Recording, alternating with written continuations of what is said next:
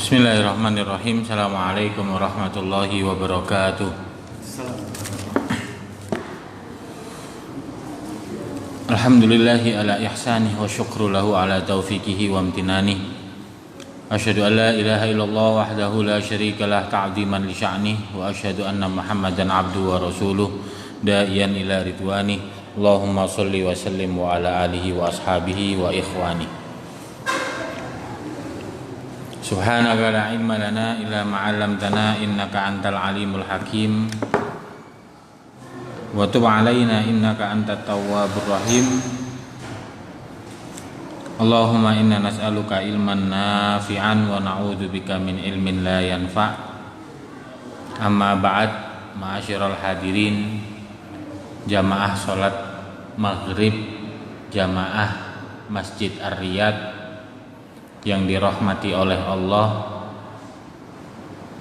Alhamdulillah, pertama-tama kita haturkan kepada Allah Subhanahu wa ta'ala atas kenikmatan karunia yang telah Allah berikan kepada kita sebagai hambanya, khususnya kenikmatan iman, kenikmatan Islam.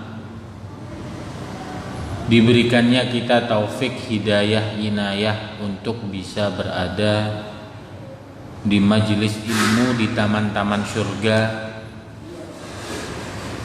yang mana mencari ilmu ini adalah salah satu jalan tercepat untuk mendapatkan surganya Allah Subhanahu wa ta'ala. Sebagaimana Rasulullah Shallallahu Alaihi Wasallam bersabda, "Man salaka tariqan yaltamisu fihi ilman, sahhalallahu lahu bihi tariqan ilal jannah." Barang siapa yang sedang disibukkan dirinya melewati jalan untuk mencari ilmu, maka Allah akan mudahkan bagi dia jalan-jalan menuju ke surga. Maka semoga duduknya kita di sini ini adalah salah satu jalan dimudahkannya kita mendapatkan surganya Allah Subhanahu wa ta'ala. Shalawat dan salam kita haturkan kepada Nabi Muhammad sallallahu alaihi wasallam, kepada keluarga beliau, sahabat beliau, serta umatnya yang senantiasa mengikuti sunnah beliau. Pada malam hari ini insyaallah kita akan sama-sama melanjutkan kajian kita tadabbur juz ammah yang saat ini memasuki surat Al-Insyirah. Disebutkan yang lain, Al-Insyirah ini juga disebut sebagai surat Alam Nashrah atau disebut dengan surat Asy-Syarah. Jadi ada 3 penyebutan untuk satu surat ini. Ada surat Al-Insyirah atau disebut Alam Nashrah atau juga disebut Asy-Syarah. Ayat ini terdiri dari 8 ayat. Surat ini terdiri dari 8 ayat. Surat ini termasuk surat Makkiyah. Menyebutkan ini adalah surat yang ke-12 yang diterima oleh Rasulullah Shallallahu Alaihi Wasallam. Sebetulnya ayat ini adalah ayat-ayat hiburan bagi Rasulullah Shallallahu Alaihi Wasallam yang diberikan oleh Allah. Untuk apa? Untuk menguatkan Nabi Muhammad dalam berdakwah, memperluas ajaran agama Islam.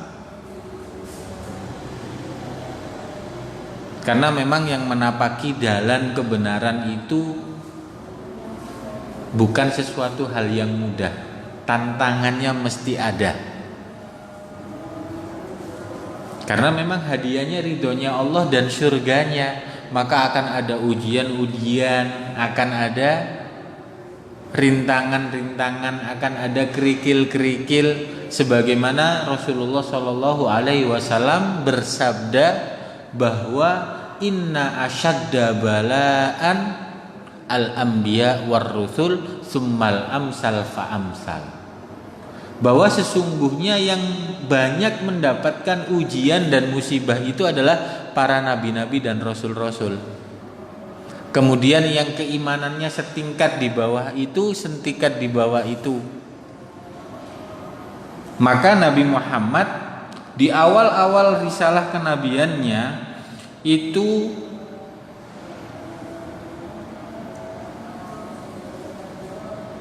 perlu diberikan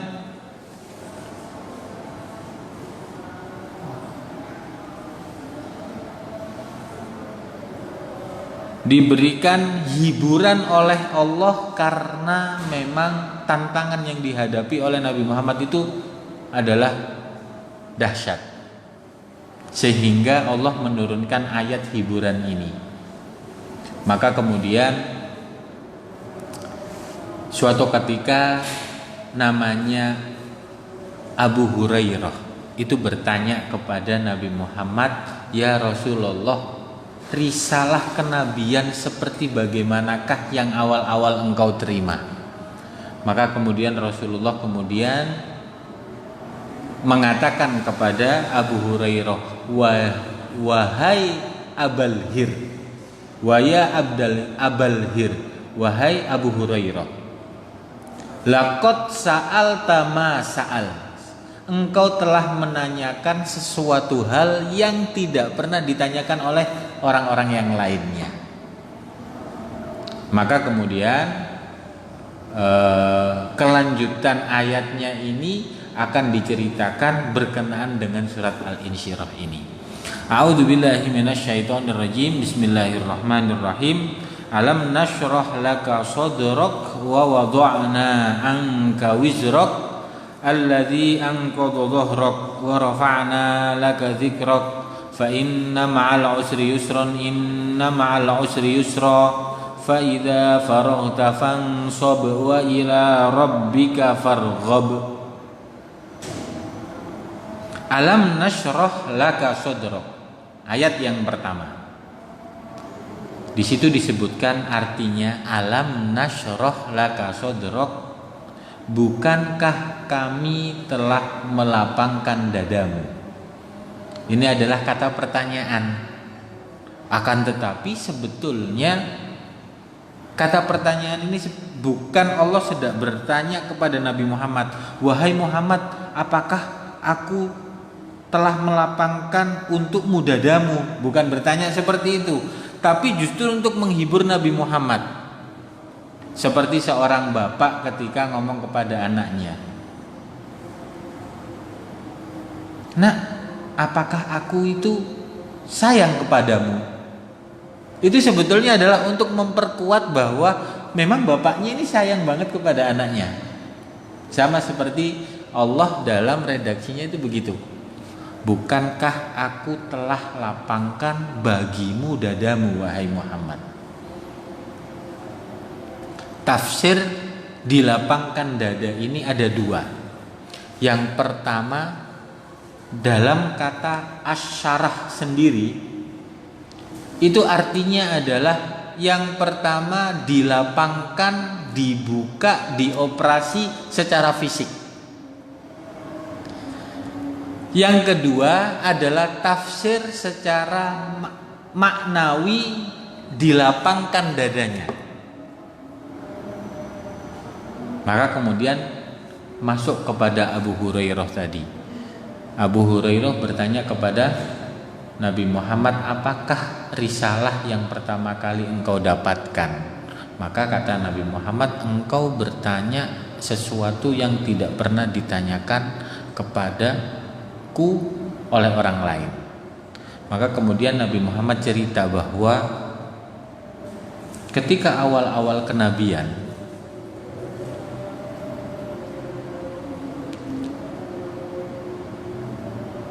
bahkan ketika Nabi Muhammad masih berusia 4 tahun, antara 4 sampai 5 tahun, ketika masih disusui oleh Halimatus Sa'diyah di kafilah Bani Sa'idah itu,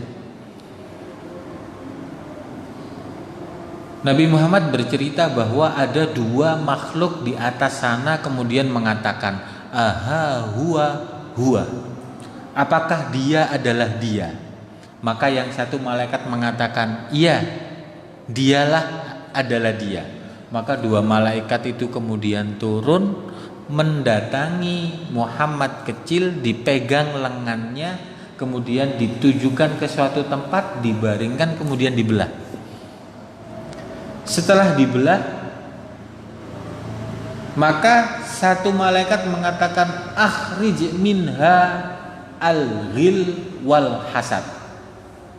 Keluarkan dari dalam jantungnya satu sifat al-ghil, yang kedua sifat al-hasad. Apa itu? Al-ghil itu adalah sifat sensitif. Sifat sensitif itu dikit-dikit merasa bahwa kok kayaknya dia, sepertinya dia sedang begini sama aku, sepertinya dia sedang ngerasani aku, sepertinya dia nggak suka sama aku. Bahasa sekarang apa? Baper, oversensitif. Jadi yang pertama dikeluarkan itu adalah sifat al-ghil, sifat baperan, sifat sensitifan, sifat GR, gede rumongso, gampang tersinggung.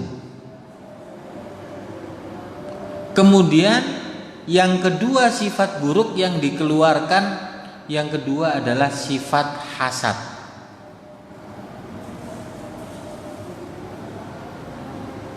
Hasad ini adalah sifat yang sangat bahaya, yang dimana disebutkan kali itu ada 3, salah satunya adalah hasad.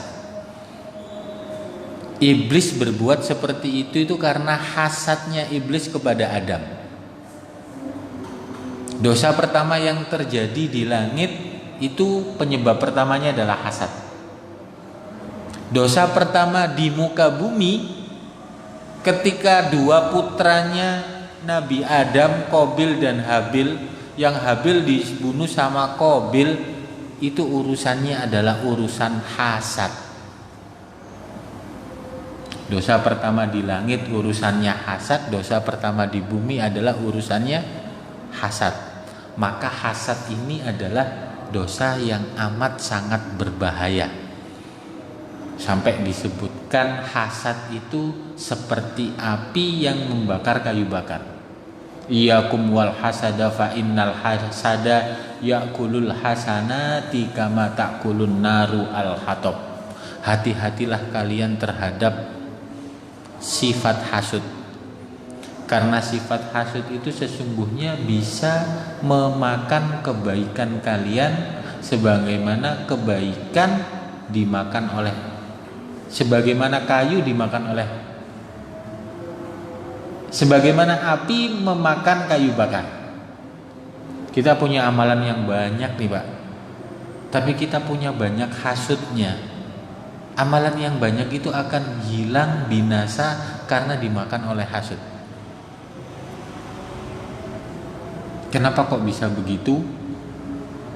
Ya karena penyakit hasad ini seolah-olah tidak percaya akan keadilan Allah, tidak percaya akan maha luasnya rizkinya Allah, seakan-akan tidak percaya bahwa Allah punya sifat Rahman Rahim kepada hambanya.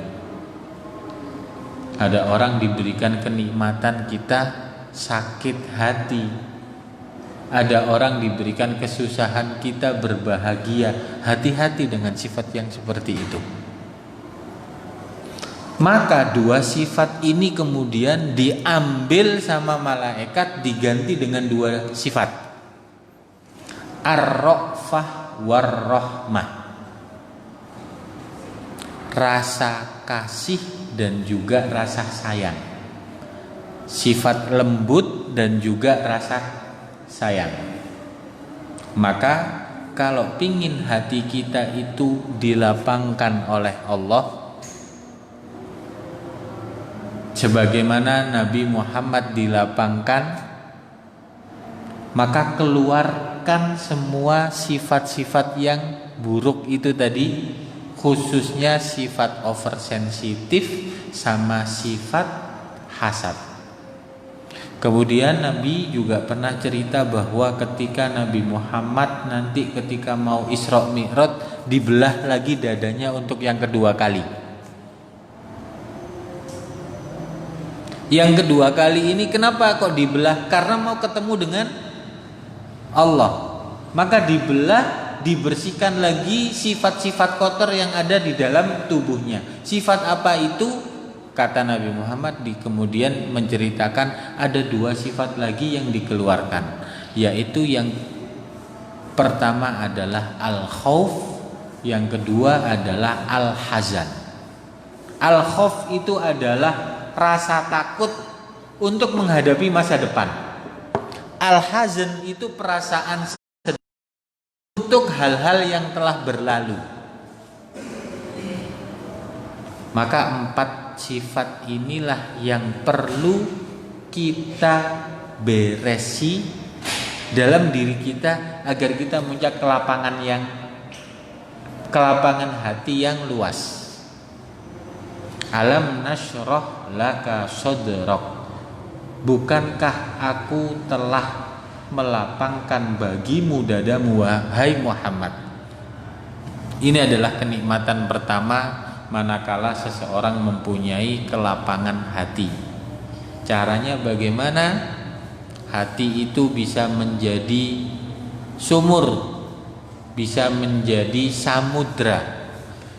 Dikasih sampah kayak apa saja enggak ngaruh, tetap jernih. Kenapa? Karena dadanya itu lapang, dadanya itu luas dan dalam. Dihina, dicaci maki, dituduh, dia tetap kalem saja karena yakin dengan 4 hal yang tadi. Dia mempunyai kelembutan, dia mempunyai rasa sayang, dia tidak takut untuk menghadapi masa depan karena punya Allah. Dia tidak bersedih terhadap masa yang sudah berlalu karena yakin semuanya takdir dari Allah. Kalau sudah bisa hidup seperti itu, Pak, menjadi orang yang paling berbahagia di muka bumi. Gak sempat hasut, selalu bersyukur terus atas karunia yang diberikan. Itu adalah yang pertama. Kenikmatan yang kedua yang diberikan oleh Allah adalah wa wada'na anka wizrak, dan kami telah menghilangkan darimu bebanmu. Jadi Nabi Muhammad itu punya beban. Wizrak, wizrun itu dari kata-kata dosa. Pernah mendengar wala taziru waziratu wizra ukhra? Wizrun itu adalah dosa. Maksudnya apa? Bebanmu itu bahwa kalau kita sebagai manusia kok kemudian banyak sekali beban berat yang kita pikul, jangan-jangan banyak dosa yang sudah kita lakukan yang belum diistighfari. Karena dosa itu adalah suatu beban yang memikul di diri kita. Bagaimana Allah berfirman, ma asobakum mim musibatin fabima kasabat aidikum. Tidaklah suatu musibah yang ada pada diri kalian itu karena sebab amal perbuatan kalian sendiri. Wa ya'fu an katsir, dan itu pun Allah sudah mengampuni dosa-dosa kalian dengan banyak. Jadi seseorang ketika mendapatkan beban kok begitu berat, kemudian seolah-olah tidak bisa menjalankannya, menjalaninya sampai putus asa kemudian bunuh diri misalnya, itu biasanya urusannya adalah urusan dosa. Bagaimana dengan Nabi Muhammad? Nabi Muhammad menurut sebagian ulama, wa wada'na anka wizrok, dan kami telah menghilangkan darimu bebanmu. Beban apakah yang diterima oleh Nabi Muhammad? Tentu bukan beban dosa, karena Nabi Muhammad adalah maksum. Beban apa yang dialaminya? Beban dakwah.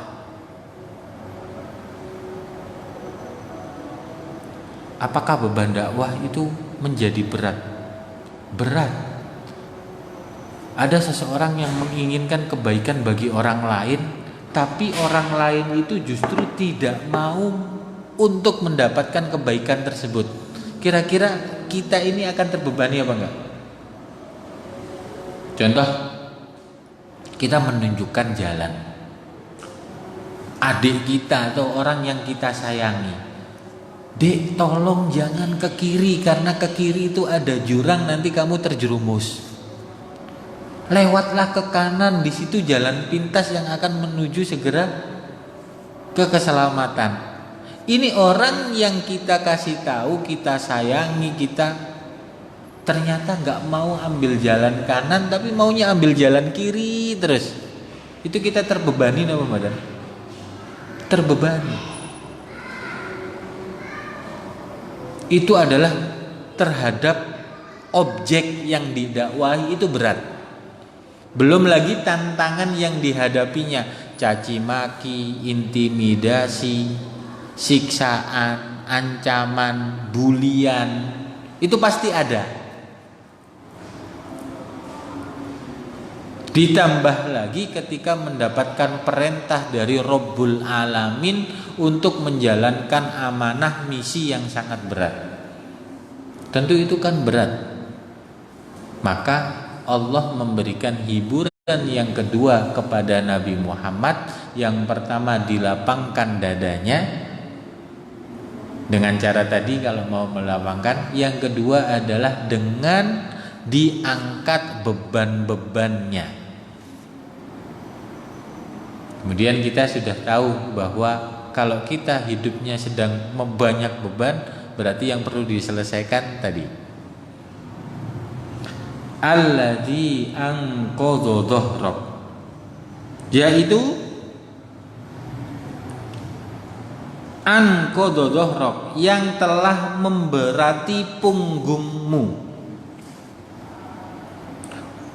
Wa rafa'na laka dzikrak, dan kami tinggikan namamu, kami tinggikan penyebutan nama bagimu. Hiburan yang pertama adalah lapang dada. Hiburan yang kedua diangkat beban. Hiburan yang ketiga adalah diangkat, disebut nama Nabi Muhammad sallallahu alaihi wasallam. Wa rafa'na laka dzikrak. Ada satu nama yang mana nama ini dipakai oleh hampir mayoritas penduduk di belahan muka bumi ini. Nama siapa? Nama Muhammad. Yang paling banyak disebut-sebut di muka bumi ini. Nama siapa? Nama Muhammad. Tadi dengar adzan, setelah asyhadu alla ilaha illallah, kemudian asyhadu anna Muhammadar Rasulullah. Mau akad nikah dibaca begitu, khutbah dibaca begitu. Terus diangkat namanya Nabi Muhammad sebagai hiburan bagi Nabi Muhammad yang diberikan oleh Allah. Ada satu nama yang gak bisa dihina, yaitu Nabi Muhammad. Nama Muhammad itu gak bisa dihina, karena artinya Muhammad sendiri adalah terpuji. Orang yang mau menghina Muhammad itu harus memuji dulu. Sebagaimana istrinya Abu Lahab ketika mau menghina Nabi Muhammad. Suatu ketika Nabi Muhammad duduk bersama Abu Bakar di sekitaran Ka'bah. Datanglah istri Abu Lahab yang bernama, ada yang masih ingat istrinya Abu Lahab? Siapa? Ummu Jamil. Saya kira Ummu Lahab. Karena ada Abu Lahab jadi Ummu Lahab. Datanglah Ummu Jamil mau menghina Nabi Muhammad. Suatu ketika mendatangi seperti itu, tiba-tiba Allah tutup pandangannya Ummu Jamil untuk bisa menyaksikan Nabi Muhammad. Baru yang terlihat hanya Abu Bakar. Hei, mana sahabatmu si Mudhammam itu? Mana sahabatmu yang bernama Mudhammam? Mudhammam itu lawan dari Muhammad. Muhammad itu terpuji, Mudhammam itu tercela. Kira-kira Nabi Muhammad kena nggak yang dimaksud? Nggak kena, namanya Muhammad kok. Ditanya, mana yang namanya Mudhammam itu? Abu Bakar heran, loh, berarti dia nggak ngelihat. Langsung kemudian dia melantungkan pujian yang menghina-hina, pujian, hinaan, pantun yang berisi hinaan kepada Nabi Muhammad. Tapi yang nggak kena, muzammaman alaina wa amruhu asoina wa dinahu qalaina. Kemudian dia pergi. Si Mudhammam itu kami nggak ngurus. Siapa yang dimaksud Mudhammam? Nabi Muhammad kah? Bukan, namanya Muhammad, bukan Mudhammam. Wa amruhu asoina, perintah-perintahnya pasti kami akan maksiati. Wa dinahu qalaina, agamanya pun juga kami nggak akan patuhi, nggak akan ikuti. Kemudian dia pergi. Jadi satu-satunya makhluk yang nggak bisa dihina itu Nabi Muhammad. Karena sebelum menghina sudah mesti memuji dulu, karena namanya terpuji. Yang kedua, dari sisi objektivitas, kalau memang fair, objektif, peneliti manapun, ilmuwan manapun akan mengatakan bahwa manusia yang paling hebat yang pernah ada, yang menghasilkan karya terbaik, ya Nabi Muhammad. Sampai ada penulis barat namanya Michael Hart, itu menulis 100 tokoh berpengaruh di dunia. Nomor 1 Muhammad, padahal bukan agama Islam. Maka sebenarnya kita sebagai muslim ini punya dua keuntungan, punya dua kebanggaan. Yang pertama, bangga kepada Nabi Muhammad karena keimanan kita. Yang kedua, bangga karena sisi objektivitas ilmu memang terbukti. Harusnya itu menjadikan keimanan kita semakin bertingkat dan bertambah ketika ada sabda dari Nabi Muhammad. Gak perlu dibantah, gak perlu dianalisa, langsung dijalankan saja.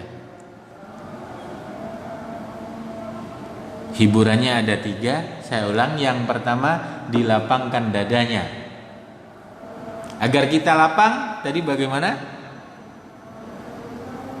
Yang pertama, hilangkan sifat baper, hilangkan sifat hasad, hilangkan sifat huzn, hilangkan sifat khauf. Kemudian yang kedua, kebahagiaan yang diberikan kepada Nabi Muhammad adalah diangkatnya beban dari punggungnya.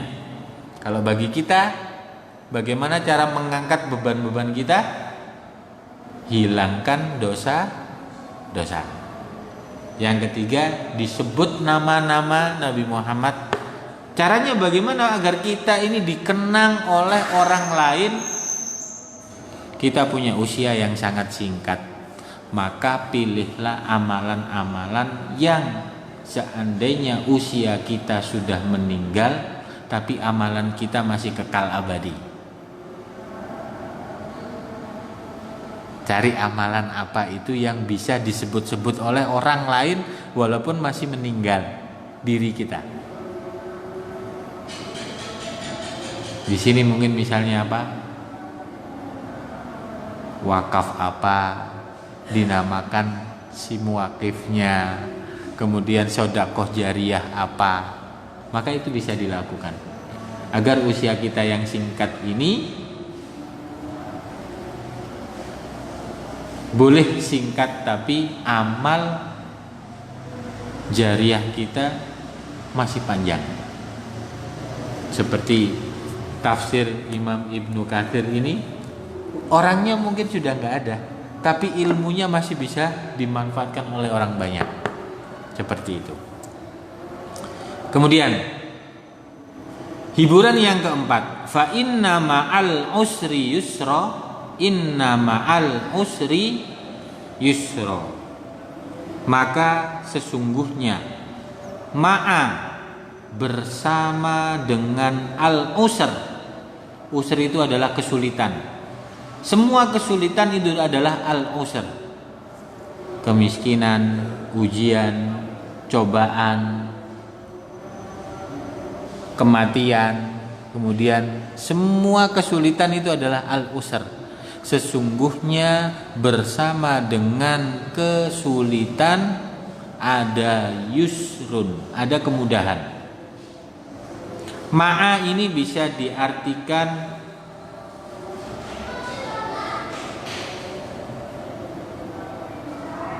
setelah kesulitan ada kemudian, atau bersama dengan kesulitan ada kemudahan.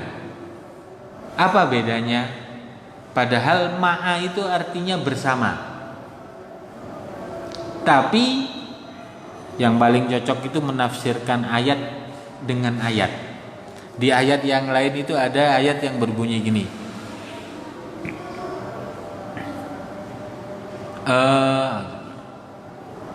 Sayaj'alullahu ba'da usrin yusra. Maka Allah akan membuat setelah kesulitan itu akan datang kemudahan.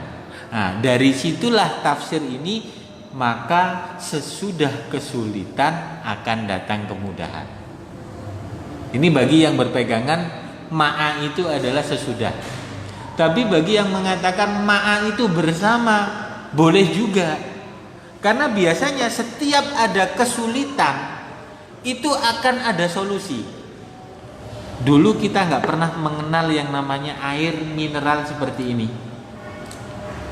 Waktu itu ada air mineral 1 botol air putih kok lebih mahal daripada es teh waktu itu. Kita nggak mungkin mengatakan seperti itu. Tapi karena ada kesulitan, maka akan ada kemudahan. Adanya corona ini, berapa banyak orang yang maskernya jadi laku keras. Inna ma'al usri yusra. Sesungguhnya bersama dengan kesulitan akan ada kemudahan. Di situ disebutkan satu kesulitan dengan 2 kemudahan. Kok bisa begitu? Di ayat yang ke-5 sama ayat yang ke-6, fa inna ma'al usri yusron.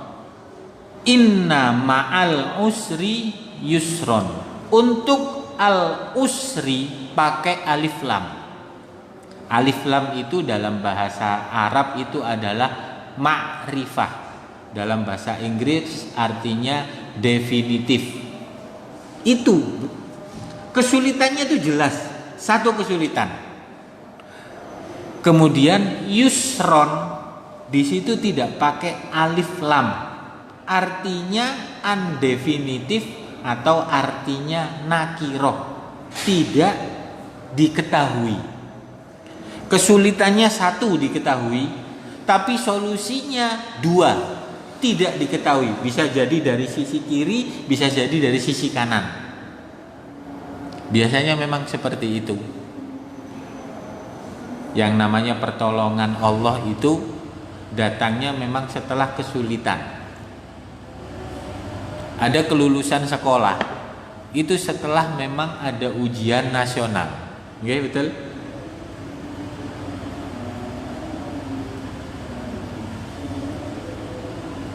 Tapi ujiannya 3 hari bukan 3 tahun.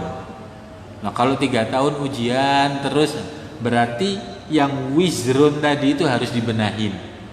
Kok kayaknya masalah berat banget? Berarti ada dosa.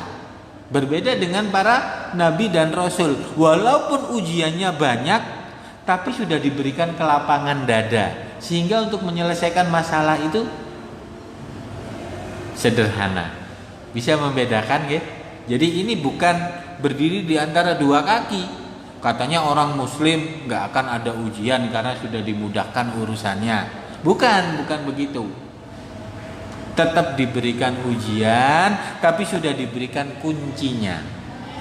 Gak ada ceritanya orang muslim patah hati, putus, mati, bunuh diri, itu gak ada. Gak pernah ada.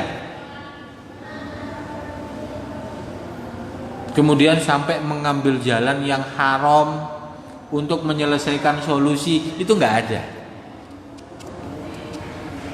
Kenapa? Inna ma'al usri yusro. Karena setiap ada kesulitan pasti ada kemudahan. Dan kemudahannya ada berapa? 2. Kesulitannya 1, kemudahannya 2. Fa idza faraghta fanshab, maka apabila kamu telah selesai dari suatu urusan. Urusan apa? Apa saja. Faraghta itu berbeda dengan khola. Faragh itu adalah gelas ini tadinya ada isinya, kemudian kosong, itu namanya farig. Tapi kalau gelas dari awal gak ada isinya, itu namanya kholi. Itu perbedaannya. Maksudnya apa? Biasanya kan kita banyak pekerjaan, kemudian kita selesai dari menyelesaikan pekerjaan itu namanya farig. Tapi kalau seharian gak ada pekerjaan blas, itu namanya kholi. Faida faroghta, kalau tadinya kita punya banyak kesibukan, kemudian setelah menyelesaikan kesibukan itu fansob, maka kerjakanlah urusan yang lain. Jangan berleha-leha, jangan berfoya-foya. Maka sebenarnya nggak ada itu bahasa work hard, play hard, kemudian apa itu, sebetulnya nggak ada dalam Islam. Kenapa bisa seperti itu? Kalau saya dulu di pondok itu dikasih tahu bahwa yang namanya ar-rohatu fil jannah, istirahat itu ya di surga. Tugasnya kita itu habis dari satu pekerjaan ke pekerjaan yang lain, ke pekerjaan yang lain, ke pekerjaan yang lain, seperti itu. Bahkan disebutkan ar-rohatu, istirahat itu fi tabadulil amal, dalam pergantian aktivitas itu adalah istirahat.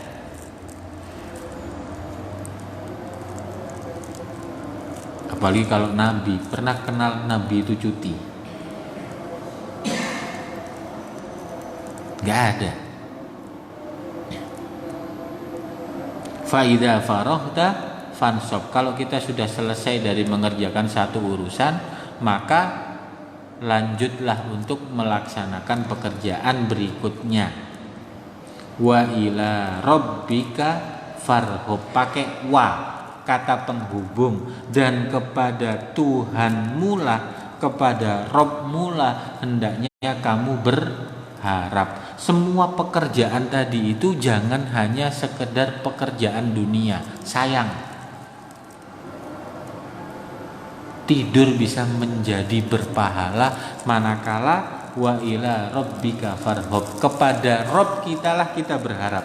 Ya Allah, semoga dengan tidur ini berhenti aku dari maksiat, beristirahatnya aku ini, kalau misalnya bismikallahumma ahya,